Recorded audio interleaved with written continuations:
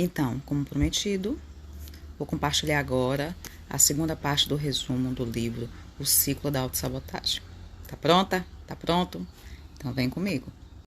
Você sabia que a escolha de um parceiro ou de uma parceira de forma inconsciente representa a tentativa de mudar aquele pai ou aquela mãe de conseguir o amor e o carinho que faltou lá na infância? Você sabia disso? Não, né? Como eu imaginava. Vamos aqui a um exemplo que eu peguei do livro, muito interessante para compartilhar, para fazer você refletir, que possa ser que você também esteja se comportando desse jeito, de forma inconsciente. Vamos tirar do inconsciente e colocar no consciente? Vamos ao caso de Luiz. Luiz, ele era casado, né? Já havia 10 anos. E ele estava decidido a se separar, a sair de casa, a abandonar a sua família, abandonar a sua esposa, abandonar o seu filho, tá? E aí ele decidiu procurar uma psicóloga para ajustar a ideia, né? Os conflitos internos dele. E esse psicólogo foi fazer uma varredura, foi procurar, né, saber sobre aquela história do passado, como era a família dele, como era o padrão de comportamento da família dele. E aí, puxando em algumas sessões, né, que não é de uma forma imediata, identificou que existia um padrão de repetição na família do Luiz. E aí, foi identificado que o pai de Luiz também abandonou ele, quando era pequeno, a sua irmã e a sua mãe. Simplesmente saiu de casa e abandonou a família. Buscando mais ainda de forma profunda, identificou também que o avô de Luiz também tinha feito isso. Abandonou o pai de Luiz. Percebeu como vai passando de pai para filho? O ciclo da autossabotagem vai dando continuidade sem a pessoa perceber? Então, Luiz estava prestes a repetir o mesmo padrão familiar paterno. Seria uma coincidência essa repetição? Bom, qual a justificativa porque ele queria se separar da esposa? Segundo ele, levando esse argumento para o psicólogo, que ele estava se sentindo sufocado na relação, que a esposa dele sufocava. E ele, a sensação que ele estava vendo, que ele não estava vivendo a vida dele e que ele estava vivendo numa prisão. Lembrando que ele tinha um filho, lembrando que existia um padrão de repetição. Agora vamos mais fundo. E com isso, o sentimento de rejeição era tão forte na vida do Luiz, da irmã e da mãe, que esse sentimento fez a família se unir de uma forma, né, que fez com que o Luiz, que era um homem que se tornou o chefe da família, né, assumir o papel que era do pai e proteger de forma incondicional a sua mãe e a sua irmã.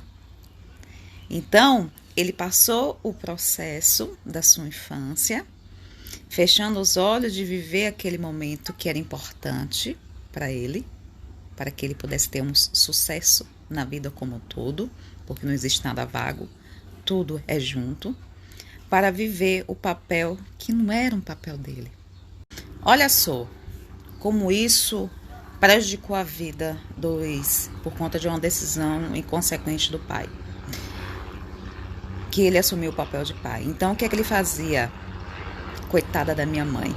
A minha mãe é sofredora. A minha mãe foi abandonada. Eu não vou fazer isso com minha mãe, porque ela não vai aguentar. E a mãe, em contrapartida, ao invés de aliviar o fardo nas costas do filho, por imaturidade, pela história de vida também dela, que isso lembra que a gente vai compartilhando, né, daqui por diante, ela fazia joguinho. Então, toda vez que ele queria sair para brincar de bola, ela caía doente. Por quê? Porque ela queria o filho dela perto dela. Se ele quisesse ir para a casa de um amigo, dormir na casa do amigo, a mãe dizia que tinha alguma coisa para fazer, ou seja, não permitindo que ele vivesse aquele momento da infância, da adolescência. Então ela fazia de tudo para que o filho não saísse debaixo das asas dela, não saísse do olhar dela.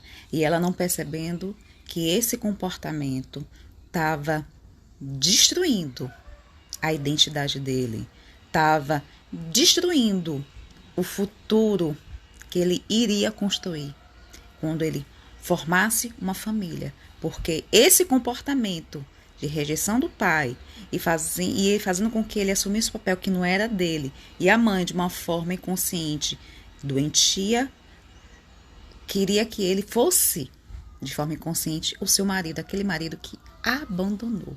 Então, qual a leitura que ele tinha? Família era um peso, família era um fardo. Ele não tinha alegria quando estava dentro de casa, porque ele assumiu um papel que não era dele. Então, quando ele estava longe de casa, ele se sentia livre, né? Sem responsabilidade, ele conseguia se divertir, mas bastava estar em casa, perto da mãe. Ele não sentia isso. E aí, Luiz, ele se casou. E nesse casamento, a esposa se tornou aquele fardo que era a mãe, quando começou a cobrar dele a presença, a participação dele na vida da criança. E aí o que foi que aconteceu? Ligou essa situação com a esposa com uma situação que ele vivenciou lá atrás com a mãe. Deu para compreender a complexidade da coisa. E de uma forma genial, né, com técnicas, né, da psicologia, o psicólogo trouxe para ele que ele não era o pai dele, ele não precisava seguir o padrão, né, de repetição que o pai fez, de abandonar a família, e que a esposa dele não era a mãe dele, e que o casamento dele não era um fardo. Então, fez com que destravasse, né, várias coisas que estavam bloqueadas no consciente dele, no inconsciente, para trazer para o consciente essa situação. Ele precisava identificar o contexto na qual ele estava vivendo, né, para desconstruir tudo que ele aprendeu, tudo que estava ligado a cansaço, a rejeição, a obrigação, né? Identificar que o casamento, sim, é uma alegria, é uma leveza, e com isso dominar o trauma, recuperar o controle da sua vida e fazer com que ele saiba que ele não precisa e não pode repetir o padrão errado do pai, né? E também identificar que a esposa dele não é a mãe dele. Fazendo isso, a chave muda. Agora a pessoa tem que querer. Certo?